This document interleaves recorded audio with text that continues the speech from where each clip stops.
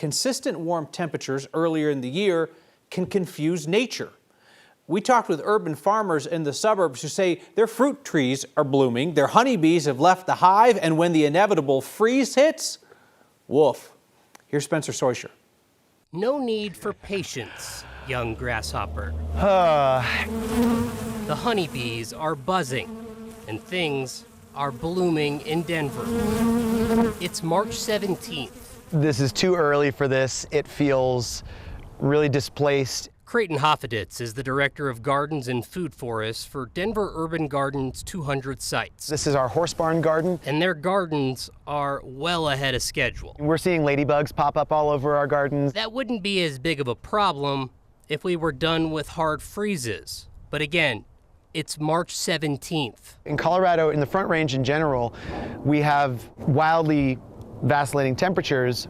So we'll have fruit trees that will bloom early, and then we get a freeze that kills them. That happened at this fruit tree, this peach tree here. Last week it was covered in pink blossoms, and then it was 20 degrees over the weekend, and all those blossoms are dead. So Clayton is less worried about the seasonal garden stuff that hasn't been planted, and more concerned about the urban farmers and their orchards, with fruit trees that may bloom too early and then freeze. Certainly the bloom time is a big factor here. When it gets too warm too early, it tricks Mother Nature. CSU podology professor Gene Kelly says for farmers outside of Denver, this stretch of heat brings another challenge to a growing problem.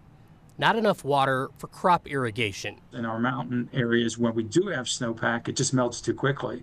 And so we don't get a real storage element of our water. Too warm, too early means no patience needed to watch a mid-March bloom. But it might also mean a limit to what can be picked from the trees this summer. I'm less focused on this year, but the idea that this could be a new normal and how we would adapt to it. So our number one fruit crop in Colorado is peaches. Of course, the famously delicious Palisade peach from the Western Slope. Normally, the Western Slope is cooler than Denver, but it's a more stable cool, less of the extreme ups and downs in temperature. But Chris is forecasting consistently higher temperatures there too. So what will that mean for the peaches this year? We'll find out. With all respect to Denver Urban Gardens, I need my peaches. I need my Rocky Ford melons, right? You know, that's stuff that people wonder about. And still, we're dealing with a very unpredictable element, which is the weather. Well, and the good thing with the Rocky Ford melons, at least, is you can decide when you're going to plant and when you're going to put the seeds in. And sure. You can't exactly move a tree around as easily as you would maybe something to grow a melon with. So. Yeah, it's the orchards that could be in really rough shape. All right, Spencer Soisher, thank you.